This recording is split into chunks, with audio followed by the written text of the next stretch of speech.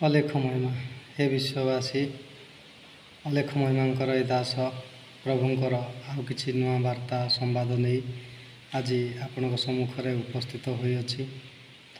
ଗୁରୁ ଜ୍ଞାନରେ କୀଟରୁ ବ୍ରହ୍ମ ପର୍ଯ୍ୟନ୍ତ ଏ ଡାକବାଜି ଯନ୍ତ୍ର ଦ୍ୱାରା ଯେତେ ଦୂରକୁ ବି ଏ ଶବ୍ଦ ଯାଉଥିବ, ସମସ୍ତଙ୍କୁ ମୋର ବିନମ୍ର ପ୍ରଣାମ।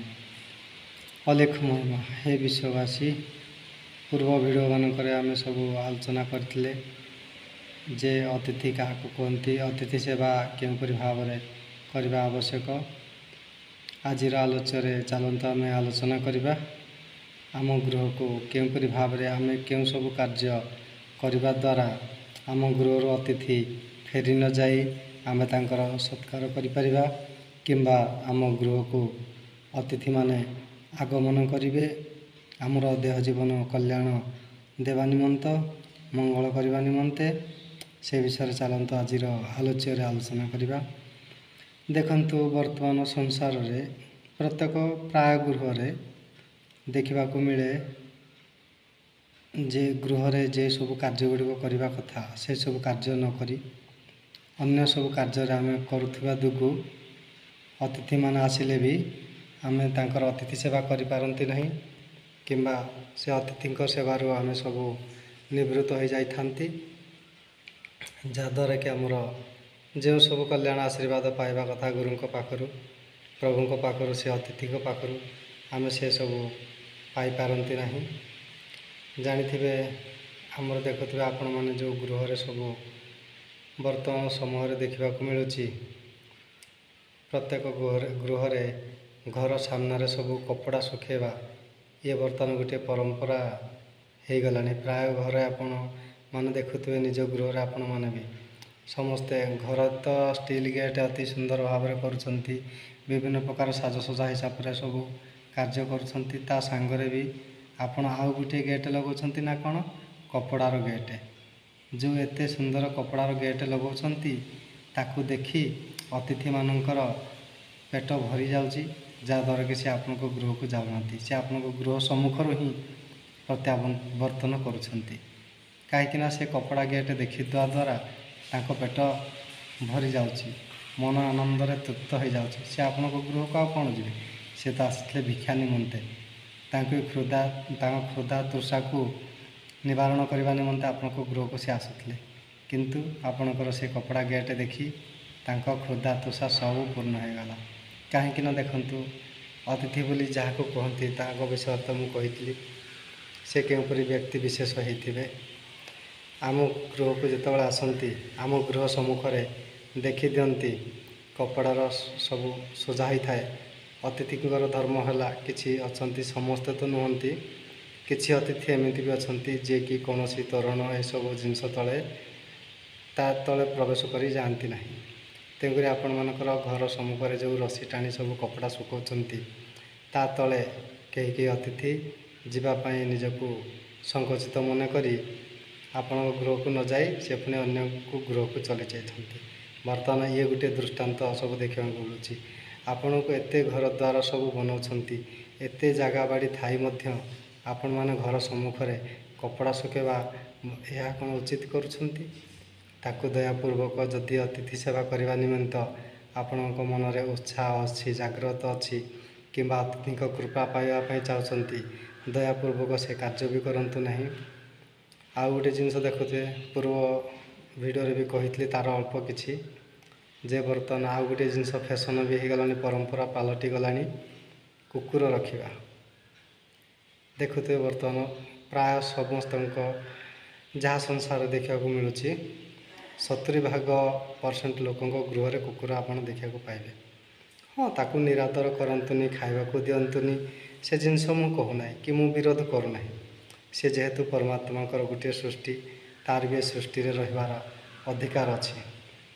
କିନ୍ତୁ ଦେଖନ୍ତୁ, ତାଙ୍କୁ ଆପଣମାନେ ଯେଉଁ ସବୁ ରଖୁଛନ୍ତି, ତା ଦ୍ୱାରା ଯେତିକି ପଇସା ଆପଣ ଖର୍ଚ୍ଚ କରୁଛନ୍ତି ସେ କୁକୁର ପ୍ରତି, ତା ପାଇଁ ବେଡ଼୍ କରୁଛନ୍ତି, ଘର କରୁଛନ୍ତି, ଆପଣଙ୍କର ଅମୂଲ୍ୟ ସମୟ ନଷ୍ଟ କରି ତାକୁ ହଗେଇ ନେଉଛନ୍ତି, ମୁତେଇ ନେଉଛନ୍ତି। ଇଆଡ଼େ ନିଜ ମୁଖରେ କହୁଛନ୍ତି ଯେ ଗୁରୁମାତାଙ୍କ ଶରୀରରେ 33 କୋଟି ଦେବାଦେବୀ ଅଛନ୍ତି। ଯଦି ଗୁରୁମାତାଙ୍କ ଶରୀରରେ 33 କୋଟି ଦେବାଦେବୀ ଅଛନ୍ତି, ଆପଣମାନେ ଗୁରୁମାତାଙ୍କର ହେତିକି ଯଦି ସେବା କରନ୍ତେ ସେ 33 କୋଟି ଦେବାଦେବୀ ବି ସେବା ପାଇ ଆପଣଙ୍କୁ ସୁକଲ୍ୟାଣ ଆଶୀର୍ବାଦ ନିଶ୍ଚିତ ଭାବରେ ପ୍ରଦାନ କରିବେ। କିନ୍ତୁ ଆପଣମାନେ ତାହା ନକରି କୁକୁରକୁ ହଗଉଛନ୍ତି, କୁକୁରକୁ ମୁତେଇ ନେଉଛନ୍ତି, ତା'ର ସେବା କରୁଛନ୍ତି। କେହି କେହି ଧନୀ ବ୍ୟକ୍ତି ବି ଅଛନ୍ତି ନିଜେ ନ କରିପାରିଲେ ମଧ୍ୟ ତା ପାଇଁ ହଜାର ହଜାର ଟଙ୍କା ଖର୍ଚ୍ଚ କରି ହଜାର ହଜାର ଟଙ୍କାର ବାହାର ଦେଶରୁ ଅଲଗା ସଭ୍ୟତାରୁ କୁକୁର ସବୁ ଆଣି ତା'ର ଯତ୍ନ ନିମନ୍ତେ ତା ପାଇଁ ଏକ ସେବକ ରଖୁଛନ୍ତି। କୁକୁରର ସେବା ମଣିଷ କରୁଛନ୍ତି। ବର୍ତ୍ତମାନ ଦେଖନ୍ତୁ ସମୟରେ ଜ୍ଞାନୀ ବ୍ୟକ୍ତିମାନେ ସବୁ ଏସବୁ କାର୍ଯ୍ୟ କରୁଛନ୍ତି। ତାପରେ ଆଉ ଗୋଟିଏ ଜିନିଷ ଲେଖିଦେଉଛନ୍ତି କ'ଣ, ନିଜର ଧର୍ମ ନିମିତ୍ତ ଧନ ସମ୍ପତ୍ତି ରକ୍ଷା ନିମିତ୍ତ ସେମାନେ କୁକୁରକୁ ବି କେହି କେହି ରଖିଥାନ୍ତି ଯେ କୁକୁର ହଁ ସେ ଗୋଟିଏ ବିଶ୍ୱାସୀ ଜୀବ ନିଶ୍ଚିତ ଭାବରେ ଆମେ ତାକୁ ଅବିଶ୍ୱାସ କରିପାରିବା ନାହିଁ। ନିଶ୍ଚିତ ଭାବରେ ଯେତେ ଜୀବଙ୍କ ଭିତରେ ଦେଖିବାକୁ ମିଳେ ସବୁଠାରୁ ଅଧିକ ବିଶ୍ୱସ୍ତ କହିଲେ ଆମର କୁକୁର ହୋଇଥାନ୍ତି। କାରଣ ଆପଣଙ୍କ ପାଖରୁ ସେ ଯଦି ରୁଟି ପଟେ ବି ମଧ୍ୟ ଖାଇଛନ୍ତି ଜୀବନରେ ସେ ଆପଣଙ୍କୁ କେବେ ବି ଭୁଲି ନଥାନ୍ତି। କିମ୍ବା ଅନ୍ୟତ୍ର କୌଣସି ଦିଗକୁ ସେମାନେ ଆପଣ ଗୋଟେ ଦିନ ଦେଇ ଭିକ୍ଷା 10 ଦିନ ପର୍ଯ୍ୟନ୍ତ ତାକୁ ଯଦି ଭିକ୍ଷା ବି ନଦେବେ ସେ ଆପଣଙ୍କ ସ୍ନେହ ଶ୍ରଦ୍ଧା ମମତାରେ ବାନ୍ଧି ହୋଇ ରହିଯାଇଥାନ୍ତି। ସେ ଆପଣଙ୍କ ଗୃହ ତ୍ୟାଗ କରି କୌଣସି ଅନ୍ୟତ୍ର ଯାଆନ୍ତି ନାହିଁ, ଅପେକ୍ଷାର ସହିତ ଜଗିଥାନ୍ତି। ତେଣୁକରି ଚିନ୍ତା କଲେ ତା'ଠାରୁ ବଡ଼ ସେବକ ବଡ଼ ବିଶ୍ୱାସୀ ଆଉ କାହାକୁ ଆପଣ ପାଇପାରିବେ? ତାହା ନିଶ୍ଚିତ ସତ୍ୟ। କିନ୍ତୁ ଏଇଆ ନୁହଁ ଯେ ସେ ଆମର ସେବା କଲା ବୋଲି ଆମେ ତାକୁ ଗୃହରେ ରଖିବା, ତା ପାଇଁ ଅଜସ୍ର ପଇସା ଖର୍ଚ୍ଚ କରିବା, ଯାହାଦ୍ୱାରା କି ଆମର ହିନ୍ଦୁ ସଂସ୍କୃତିରେ ହିନ୍ଦୁ ଧର୍ମରେ ଯାହାକୁ ମନା କରାଯାଇଛି ଆମର ସେ ଜୀବ ପାଇଁକା ଆମ ଧର୍ମ ନଷ୍ଟ କରିବା, ଆମ ସଂସ୍କୃତିକି ନଷ୍ଟ କରିଦେବା, ଏହା କ'ଣ ଉଚିତ? ଏହା ଉଚିତ କଥା ନୁହଁ। ତାଙ୍କୁ ଖାଇବାକୁ ଦେଉଛନ୍ତି, ଉଚିତ କରୁଛନ୍ତି। ଯିଏ ଆସିଲା ତାକୁ ଭିକ୍ଷା ଦେଲେ, କିନ୍ତୁ ତା ପିଛାରେ ଏ ଯେଉଁ ଅଜସ୍ର ଲକ୍ଷାଧିକ ପଇସା ଆପଣମାନେ ଖର୍ଚ୍ଚ କରୁଛନ୍ତି ତାକୁ ଚଳେଇ ଆପଣଙ୍କର ଅମୂଲ୍ୟ ସମୟ ନଷ୍ଟ କରୁଛନ୍ତି। ତାଦ୍ୱାରା ପୁଣି କ'ଣ ହେଉଛି ନା ପୁଣି ସେମାନେ ଅତିଥି ଆସି ସେ ଜିନିଷ ଦୃଶ୍ୟ ଦେଖିବା ଦ୍ୱାରା ସେମାନଙ୍କ ମନରେ ବି ବିମୁଖ ହୋଇ ସେମାନେ ଆପଣଙ୍କ ଗୃହକୁ ନ ଯାଇ ଅନ୍ୟତ୍ର ଚାଲି ଯାଉଛନ୍ତି। ଆପଣ ଅତିଥି ସେବାରୁ ବି ବଞ୍ଚିତ ହୋଇଯାଉଛନ୍ତି। ତେଣୁକରି ହେ ବିଶ୍ୱବାସୀ ଆପଣମାନେ ସେସବୁ କାର୍ଯ୍ୟ ବି କରନ୍ତୁ ନାହିଁ ଅତିଥି ସେବା କରିବା ନିମନ୍ତେ। କାରଣ ପୂର୍ବ ସମୟରେ ବି ଆପଣମାନେ ଜାଣିଥିବେ ଗୃହମାନଙ୍କରେ ସବୁ କୌଣସି ଗୃହରେ ଯଦି କୌଣସି ଧର୍ମାନୁଷ୍ଠିକ କାର୍ଯ୍ୟ ସାଂସ୍କୃତିକ କାର୍ଯ୍ୟକ୍ରମ କେହି କରୁଥାନ୍ତି ପୂର୍ବ ସମୟମାନଙ୍କରେ, ତ ସେ ସମୟରେ ସବୁ କ'ଣ କରାଯାଏ ନା କୌଣସି ଏକ ସଜ୍ଜନ ବ୍ୟକ୍ତିକି ଯୋଗାଇ ଦେଇଥାନ୍ତି ତାଙ୍କ ପରିବାରର, ଯିଏକି ଅତିଥି ଆସିଲେ ସେମାନଙ୍କୁ ସ୍ୱାଗତ ଜଣାଇ ଘରକୁ ଆଣିଦେବା ନିମନ୍ତେ, ଘର ଭିତରକୁ ପ୍ରବେଶ କରିବା ନିମନ୍ତେ ସାମ୍ନାରେ ଦାରୋଆନ ହିସାବରେ ତାଙ୍କୁ ଯୋଗାଇ ଦେଇଥାନ୍ତି। ଆଉ ସେ ଜଗି ରହିଥାନ୍ତି ଅତିଥିଙ୍କ ସ୍ୱାଗତ ନିମନ୍ତେ। କିନ୍ତୁ ବର୍ତ୍ତମାନ ଆପଣ ଯେଉଁ କୁକୁର ରଖିଦେଉଛନ୍ତି, କୁକୁର ପୁଣି ଗେଟ୍ ସାମ୍ନାରେ ଲେଖିଦେଉଛନ୍ତି କ'ଣ ନା କୁକୁର ପ୍ରତି ସାବଧାନ। ଆପଣଙ୍କର ଧନ ସମ୍ପତ୍ତିକି ନଷ୍ଟ କରିବା ନିମନ୍ତେ, ଜଗି ରହିବା ନିମନ୍ତେ ଏସବୁ ଯେଉଁ କାର୍ଯ୍ୟ କରୁଛନ୍ତି କ'ଣ ଉଚିତ କରୁଛନ୍ତି? ଆଚ୍ଛା, ଯେଉଁ ଗୃହମାନଙ୍କରେ କୁକୁର କ'ଣ ଜଗୁଛନ୍ତି, ଆପଣମାନଙ୍କ ମନ ଭିତରେ ଯେଉଁ ଗୋଟିଏ ବିଚାର ରହୁଛି ଯେ କୁକୁର ଆମକୁ ସୁରକ୍ଷା ଦେଉଛି, ଆମ ଘର ଚୋରି ହେବ ନାହିଁ। ପ୍ରତ୍ୟେକ ଘରେ ତ ଆଜିକାଲି ରହୁଛି କୁକୁର, ଆପଣମାନେ ଦେଖୁଥିବେ। ଏତେ ସବୁ କୁକୁର ରଖିଲା ପରେ ବି ଚୋରି ସଂଖ୍ୟା ବନ୍ଦ ହୋଇଯାଇଛି। ଯାହା ଗୃହରେ କୁକୁର ଅଛି ତା ଗୃହରେ କେବେ ଚୋରି ହେଉନାହିଁ। ଚିନ୍ତା କରନ୍ତୁ, ଆପଣ ବାହାର ଚୋରକୁ ଜଗିଲେ କ'ଣ ହେବ? ଆପଣଙ୍କ ଗୃହ ଭିତରେ ବା ଚୋର ଅଛନ୍ତି, ତାକୁ ଆପଣ ଜଗିବେ କେମିତି? ଚିନ୍ତା କରନ୍ତୁ। ଆପଣଙ୍କ ଚିନ୍ତାଧାରା ବି ସେ ଦିଗରେ ବି ଉଚିତ ନୁହଁ ଯେ କୁକୁର ରଖିଲେ ଆମ ଧନ ସମ୍ପତ୍ତି ସୁରକ୍ଷିତ ରହିବ କିମ୍ବା ଆମକୁ ସୂଚନା ମିଳିଯିବ। ହଁ, ସେ ଅବଶ୍ୟ ସୂଚନା ଦେଇଥାଏ, କିନ୍ତୁ ଆମକୁ ତ ଆହୁରି ଅନ୍ୟତ୍ର ମାର୍ଗ ବି ଅଛି। ତାପରେ ଆଉ କିଛି କିଛି ଲୋକ ବି ସେଥିରେ ଉତ୍ତର କରନ୍ତି ଯେ ଆମେ କୁକୁର ରଖିଲେ କ'ଣ ହେଉଛି ନା ସେ ଛୋଟ ଜୀବ ହୋଇଥିବାରୁ ତାଙ୍କ ଗୃହ ଭିତରେ ଆମେ ରଖିପାରିବା, ଅଳ୍ପ ଜାଗାରେ ରହିପାରିବ, ସେ ଅପରିଷ୍କାର କରିବ ନାହିଁ।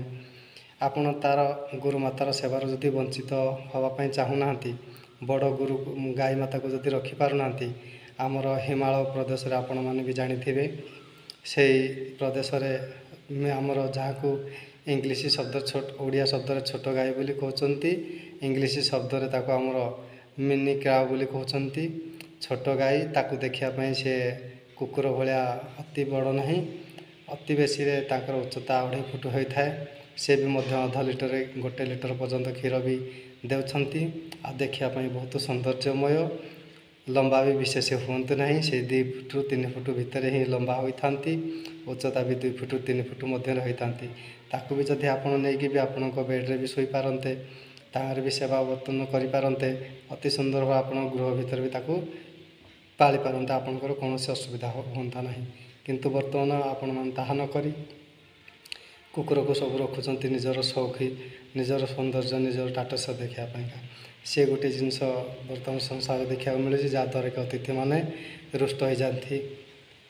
ଆଉ ଗୋଟିଏ ଜିନିଷ ଦେଖନ୍ତୁ, ଅତିଥି ସେବା କରିବା ନିମନ୍ତେ କପଡ଼ା ଶୁକାଉଛନ୍ତି, ଏମିତି କୁକୁର ସବୁ ରଖୁଛନ୍ତି, ଯାହାଦ୍ୱାରା କି ଅତିଥିମାନଙ୍କର ସେବା ଉଚିତ ଭାବରେ ହୋଇପାରୁନାହିଁ। ଅତିଥିମାନେ ଆସିଲେ ବିମୁଖ ହୋଇ ଅନ୍ୟତ୍ର ଚାଲିଯାଉଛନ୍ତି। ଆପଣମାନେ ନିଜେ ବିଚାର କରି, ଏମିତି ତ ଆହୁରି ଅନେକ ବି କିମ୍ବଦନ୍ତୀ ସବୁ ରହିଛି। ତାପରେ ଆଉ ଗୋଟିଏ ଜିନିଷ ବି ଆପଣମାନେ ବର୍ତ୍ତମାନ ସଂସାରରେ ଆଉ ଗୋଟିଏ ଦୃଷ୍ଟାନ୍ତ ଦେଖିବାକୁ ମିଳୁଛି। ଗୃହକୁ ଅତିଥି ଆସି, ମୁଁ ବି ନିଜେ ଜଣେ ଭିକ୍ଷୁକ, ମୁଁ ବି ଭିକ ମାଗି ମୋର ଜୀବନଚର୍ଯ୍ୟା ଅତିବାହିତ କରିଥାଏ। ମୋ ନିଜର ଅନୁଭୂତି କଥା ପଦେ ବି ମୁଁ ଆପଣଙ୍କୁ ଏଠାରେ କହି ରଖୁଛି। କିଛି ଗୃହକୁ ଆମେ ଗଲେ ମା' ଭିକ୍ଷା ଦିଅ, ମା' ଭିକ୍ଷା ଦିଅ ବୋଲି ଅତି ଉଚ୍ଚ ସ୍ୱରରେ ବି ଆମେ ଡାକିଲା ପରେ, ଅନେକ ବାର ଡାକିଲା ପରେ ମଧ୍ୟ ତା'ର ପ୍ରତି ଉତ୍ତର ଦେଇନଥାନ୍ତି, କାରଣ ସେମାନେ ଶୁଣିପାରନ୍ତି ନାହିଁ। ବର୍ତ୍ତମାନ ସମୟରେ ଆଉ ଗୋଟିଏ ଜିନିଷ, ଏତେ ଯେଉଁ ବଡ଼ ଘର କରିଦେଉଛନ୍ତି, ଯେଉଁ ଭଳିଆ ସବୁ କବାଟ ଲଗାଉଛନ୍ତି, ଆଉ ଏସି ଫେସି ଘର ସବୁ କ'ଣ କହନ୍ତି ସେଗୁଡ଼ା ତ ଆମେ ଜାଣିନାହୁଁ। ସେସବୁ ଗୃହକୁ ବି ବାହାରୁ ଏତେ ସହଜରେ କୌଣସି ଶବ୍ଦ ପ୍ରବେଶ କରିପାରେ ନାହିଁ। ସେଭଳିଆ ଘର ବି ଦୟାପୂର୍ବକ ଆପଣମାନେ ବନାନ୍ତୁ ନାହିଁ, ସେଥିରେ ବି ଅତିଥି ସେବାରୁ ଆପଣମାନେ ବଞ୍ଚିତ ହୋଇଯାଆନ୍ତି। ଆଉ ଗୋଟିଏ ଜିନିଷ ଦେଖିବାକୁ ମିଳିଥାଏ କ'ଣ ନା, ଆପଣମାନେ ଜାଣିଥିବେ, ବର୍ତ୍ତମାନ ଏଇ ଯେଉଁ ଯାନ୍ତ୍ରିକ ଯୁଗରେ, ବୈଜ୍ଞାନିକ ଯୁଗରେ ପ୍ରତ୍ୟେକ ଗୃହରେ ଟିଭି, ଏସବୁ ଅଧିକ ସାଉଣ୍ଡ ବିଶିଷ୍ଟ ଯାନ୍ତ୍ରିକ ଯନ୍ତ୍ର ସବୁ ଗୃହରେ ରଖି ଅଧିକ ଭଲ୍ୟୁମ୍ ତାକୁ ଦେଇ, ଅଧିକ ସାଉଣ୍ଡ ଲଗାଇ, ଯେ ସବୁ ଆପଣମାନେ ଯାହା ବି ଦେଖନ୍ତି, ସମାଚାର ଦେଖନ୍ତୁ, ଟିଭି ନ୍ୟୁଜ୍ ଯାହା ବି ଦେଖନ୍ତୁ, ଏସବୁ ଜିନିଷ ଆପଣ ଯଦି ଦେଖୁଥିବେ, ସେ ସମୟରେ ଅତିଥି ଜଣେ ଆସିଲେ ସିଏ ବି ମଧ୍ୟ ଆପଣ ତାଙ୍କର କଥାକୁ ଶୁଣିପାରନ୍ତି ନାହିଁ। ଯାହାଦ୍ୱାରା କି ଯଦି ବି ଆପଣଙ୍କର ଅତିଥି ସେବା କରିବାର ଉଦ୍ଦେଶ୍ୟ ବି ଥାଏ, ତାହେଲେ ମଧ୍ୟ ବି ଏହି କାର୍ଯ୍ୟ ଦ୍ୱାରା ବି ଆପଣ ସେ ଅତିଥି ସେବାରୁ ମଧ୍ୟ ବଞ୍ଚିତ ହୋଇଯାଇଥାନ୍ତି। ଅତିଥିଙ୍କର ସେବା କରି ସେ ଯେଉଁ ସୌଭାଗ୍ୟ ପାଇବା କଥା, ଆପଣ ସେ ସୌଭାଗ୍ୟକୁ ହରାଇ ଦିଅନ୍ତି। ଚିନ୍ତା କରନ୍ତୁ। ତେଣୁକରି ସେ ଜିନିଷକୁ ବି ଦୟାପୂର୍ବକ ଶୁଣନ୍ତୁ, ତା'ର ଉଚିତ ମାତ୍ରାରେ ତାକୁ ସାଉଣ୍ଡ ଦେଇ ଶୁଣନ୍ତୁ, କିନ୍ତୁ ଅତ୍ୟଧିକ ମାତ୍ରାରେ ତାକୁ ସାଉଣ୍ଡ ଦେଇ, ଯେମିତିକି ଆମେ କାହାର କ'ଣ ହୋଇଗଲେ କିମ୍ବା ଆମ ଘରକୁ ଅତିଥି ଅଭ୍ୟାଗତ କେହି ଆସିଲେ, କୌଣସି କାର୍ଯ୍ୟ ପାଇଁ ଡାକୁଥିଲେ, ଯେମିତିକି ଭାବରେ ଆମେ ଶୁଣିପାରିବା ନାହିଁ, ସେତେ ମାତ୍ରାରେ ଅଧିକ ଶୁଣନ୍ତୁ ନାହିଁ, କାରଣ ଆପଣଙ୍କ ନିଜ ଶରୀର ପାଇଁ ବି ଖରାପ, ତାହା ବି ଆପଣମାନେ ବି ସମସ୍ତେ ଜାଣିଛନ୍ତି। ଅଧିକ ସାଉଣ୍ଡ ଶୁଣିବା ଦ୍ୱାରା ସରକାର ବି ବର୍ତ୍ତମାନ ମନା କଲାଣି ଯେ ଆମର କାନ ଉପରେ, ଆମର ଶରୀର ଉପରେ ତା'ର କେମିତି ଭାବରେ କୁପ୍ରଭାବ ପଡ଼ିଥାଏ। ମୋର କହିବା କିଛି ଆବଶ୍ୟକ ପଡ଼ୁନାହିଁ, ଆପଣମାନେ ତାହା ବି ମଧ୍ୟ ଜାଣିଛନ୍ତି। ତେଣୁକରି ଅତିଥି ସେବା କରିବାର ମନୋବୃତ୍ତି ଯଦି ରଖୁଛନ୍ତି, ଏସବୁ କେତୋଟି କାର୍ଯ୍ୟ ଆପଣମାନେ କରନ୍ତୁ ନାହିଁ। ତାପରେ ଆମର ଶାସ୍ତ୍ରରେ ଆଉ ଗୋଟିଏ ଜିନିଷ ଦେଖନ୍ତୁ, ଆମେ ଲେଖା ହେଇଛି, ଆପଣମାନେ ଯେଉଁ ଧନ ସମ୍ପତ୍ତି ସବୁ ରୋଜଗାର କରୁଛନ୍ତି, ସେସବୁ କେଉଁ କାର୍ଯ୍ୟରେ ଖର୍ଚ୍ଚ କରିବା ଆବଶ୍ୟକ, ଶାସ୍ତ୍ରରେ ତାହା ବି ମଧ୍ୟ ପ୍ରମାଣ ଦେଇଛନ୍ତି, ତାହା ବି ଆପଣମାନେ ଜାଣିଛନ୍ତି। ମୁଁ ଆଉ ଥରେ ଆପଣମାନଙ୍କୁ ସ୍ମରଣ କରିଦେଉଛି।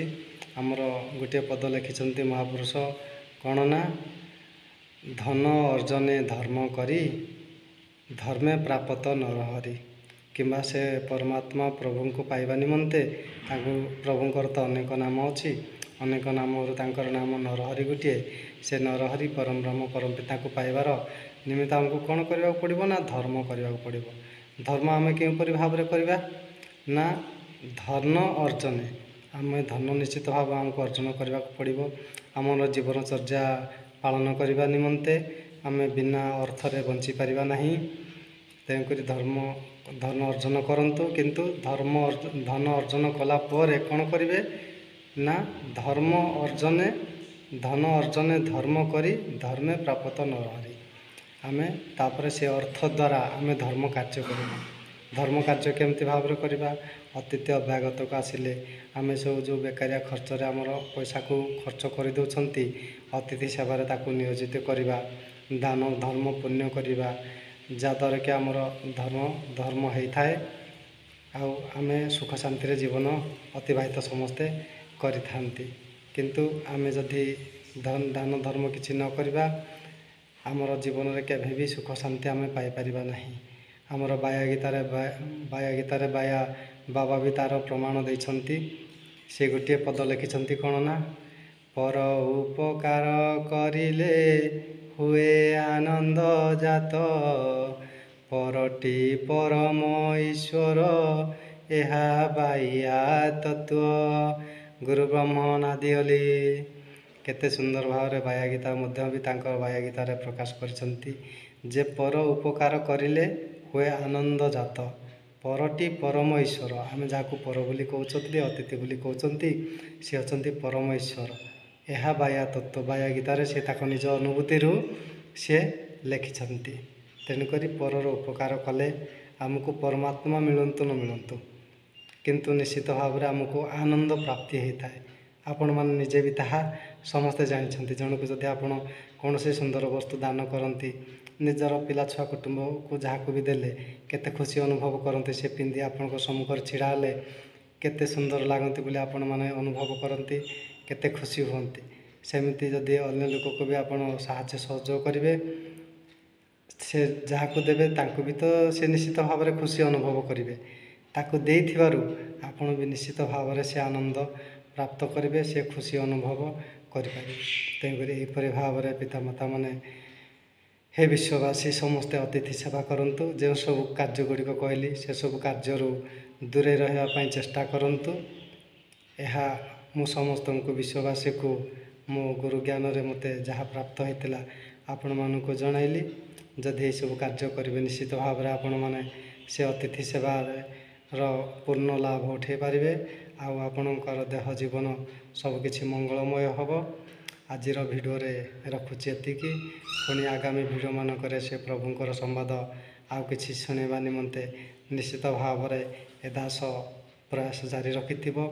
ଆଉ ଥରେ ମୁଁ ସମସ୍ତଙ୍କୁ ଗୁରୁ ଜ୍ଞାନରେ କୀଟରୁ ବ୍ରହ୍ମ ପର୍ଯ୍ୟନ୍ତ ଏ ଡାକବାଜି ଯନ୍ତ୍ର ଦ୍ୱାରା ଯେତେ ଦୂରକୁ ଏ ଶବ୍ଦ ଯାଉଥିବ ସମସ୍ତଙ୍କୁ ମୋର ବିନମ୍ର ପ୍ରଣାମ କରୁଛି। ମୋର ଆଚରଣ ଉଚ୍ଚାରଣ ଦ୍ୱାରା ଯଦି କିଛି ଆପଣଙ୍କୁ ତ୍ରୁଟି ଦେଖାଯାଇଥିବ, ଆପଣଙ୍କର ଗୋଟିଏ ଛୋଟ ସନ୍ତାନ, ଛୋଟ ଭାଇ ଯାହା ବି ଆପଣମାନେ ସ୍ୱୀକାର କରନ୍ତି ଭାବି ମୋର ଯଶ ଅପରାଧକୁ କ୍ଷମା କରିଦେବେ। ଅଲେଖ ମହିମା, ଅଲେଖ ମହିମା, ଅଲେଖ ମହିମା, ଅଲେଖ ମହିମା।